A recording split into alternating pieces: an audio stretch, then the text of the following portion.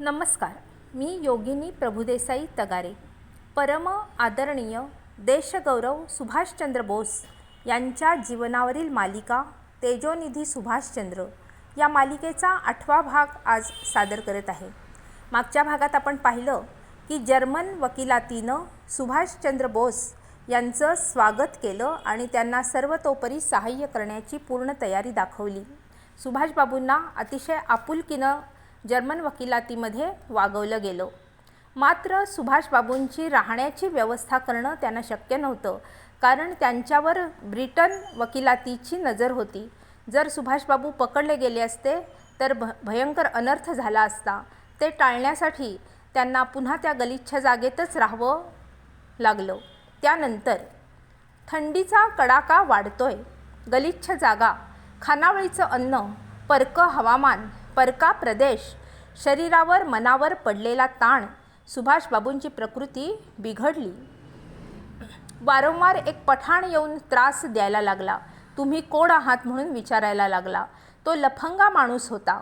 त्याला गप्प करण्यासाठी सुभाषबाबूंना त्यांच्या वडिलांनी दिलेलं घड्याळ देऊन टाकावं लागलं. सुभाषबाबूंनी क्षणभर डोळे मिटून ते दुःख गिळलं. सराई सोडून खेड्यात मशिदीत राहायला जावं का? पण मग वकिलातीशी संपर्क कसा साधता येणार? काय करावं? ही जागा तर सोडलीच पाहिजे. अन्नातही बदल झाला पाहिजे. अन्न पचत नाहीये. भगतरामला एक नाव आठवलं, उत्तमचंद मल्होत्रा. हे काबूलमध्ये आहेत, रेडिओचा व्यवसाय आहे, हे भगतरामला कधीतरी कानावर पडलं होतं. कसं असतं पहा, माणूस संकटात सापडला की बाहेर पडण्याचा विचार करताना कुठल्या तरी क्षुल्लक गोष्टी त्याला आठवतात, त्यातून धागेदोरे निर्माण होतात आणि त्यातलंच काहीतरी मौल्यवान ठरतं, उपयोगी पडतं, अचानक वाट सापडते. अगदी तसंच झालं. भगतरामनं विचार केला आणि हिंदुस्थानी विक्रेते कुठं आहेत ते शोधून काढलं. मग लबे दर्या भागातलं उत्तमचंदांचं दुकान सापडायला वेळ लागला नाही. तो गिऱ्हाईकाच्या बहाण्यानं दुकानात गेलाय. उत्तमचंद आहेत, त्यानं त्यांना ओळखलंय, पण किती सावध आहे पहा. दुकानातली गिऱ्हाईकं पूर्ण जाईपर्यंत घुटमळत राहिलाय आणि नवी गिऱ्हाईकं यायच्या आत चटकन आतमध्ये जाऊन हल्लाखेर भागात जी भाषा बोलली जायची त्यात बोललाय. पुष्टूत बोललं तर नोकरांना कळेल. सगळं सांगितलंय. आसरा मिळेल का विचारले. उत्तमचंद हे सुभाषबाबूंचे अत्यंत भक्त होते. सुभाषबाबू इथं आहेत हे कळल्यावर आणि भगतरामला त्यांच्यासाठी आपली आठवण व्हावी याचा त्यांना अतिशय आनंद झाला. पण त्यांची जागा चांगली नव्हती. भगतराम म्हणाला, असू दे, आम्ही जिथे राहतोय तेवढी गलिच्छ जागा तर कुठेच असणार नाही. बऱ्याच काळज्या घेत सुभाषबाबू आणि भगतराम उत्तमचंदांकडे राहायला आलेत.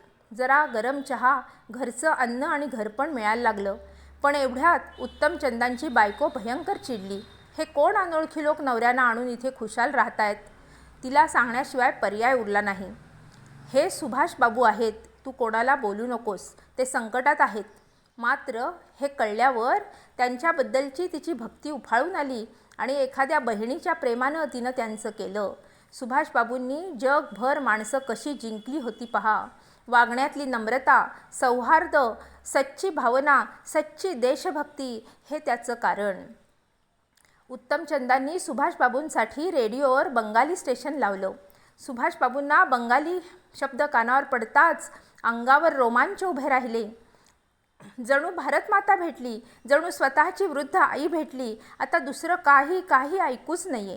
पण मोठ्या निग्रहानं सुभाषबाबूंनी रेडिओ बंद केला. बंगाली स्टेशन आजूबाजूला ऐकू जाईल आणि बंगाली कोण ऐकतंय म्हणून कोणीतरी पाहायला येईल. क्षणाक्षणाला दडपण, क्षणाक्षणाला घालमेल, क्षणाक्षणाला निग्रह आणि यातलं काहीच स्वतःसाठी नाही तर फक्त देशाच्या स्वातंत्र्यासाठी, देशवासियांच्या उज्ज्वल भविष्यासाठी. सुभाषबाबू ज्या खोलीत होते ती खोली नेहमी बंद केलेली असायची. चहा, जेवण तिथेच आणून दिलं जायचं. पण इतकी सगळी काळजी घेऊनही एकदा मोठा घोटाळा झाला. उत्तमचंदांच्या लहान मुलीनं चुकून दार उघडं टाकलं आणि नेमके त्याच वेळी खालच्या मजल्यावर राहणारे रोशनलाल उत्तमचंदांकडे आले. सुभाषबाबूंनी डोळ्यावर चष्मा लावला होता आणि त्यामुळे अनेक फोटोमधून लोकांना नित्य परिचयाचा असणारा त्यांचा चेहरा दिसत होता. रोशनलालनी सुभाषबाबूंना पाहिलं मात्र आणि ते तसेच परतले. ते इतके घाबरले की थंडी भरून आली, प्रचंड ताप भरला, अन्नावरची इच्छा उडून गेली. ज्यांना पकडण्यासाठी जगभर एका महासत्तेनं जाळी लावली आहेत ते सुभाषबाबू इथे? अरे बाप रे, आता आपलं काय होणार? 4 दिवसात रोशनलालनी जागाच बदलली. इकडे सुभाषबाबू अत्यंत चिंतित झाले. उत्तमचंद, भगतराम सगळेच भयंकर काळजीत पडलेत. घाबरलेल्या रोशनलालनी कोणाला काही सांगितलं तर ते किती महागात पडेल. कोणत्याही क्षणी अटकेचा धोका निर्माण झाला आहे. उत्तमचंद रोशनलालच्या पाळतीवर राहिले, पण ते कुठे काही बोलले नव्हते. हे नशीब. 4 दिवस पाळत ठेवून उत्तमचंदांनी त्यांना सरळच सांगितलं, हे पहा रोशनलाल, देशासाठी ICSची सनद भिरकावून देऊन जे फकीर झालेत ते सुभाषबाबू तुमच्यामुळे पकडले गेले तर सारा हिंदुस्थान रागाची आग तुमच्या अंगावर ओतल्याशिवाय राहणार नाही. पण माणसाचे अनेक प्रकार आहेत, अनेक वृत्ती, ज्याच्या त्याच्या मर्यादा, ज्याचं त्याचं सामर्थ्य फार फरक असतो. रोशनलाल सुभाषबाबू इथे आहेत ही घटना पेलू शकले नाहीत हे खरं, कारण ते त्यांचं सामर्थ्यच नव्हतं. अत्यंत दुबळी व्यक्ती, पण सुभाषबाबू पकडले जावेत असं त्यांना कधीही वाटणं शक्य नाही असं त्यांनी सांगितलं. सामर्थ्याची साथ देण्याचं सामर्थ्य नाही खरं, पण सामर्थ्याबद्दल आदर, प्रेम नक्कीच होता ही जमेची बाजू. ते कुठेही काही बोलले नाहीत ते त्यामुळेच.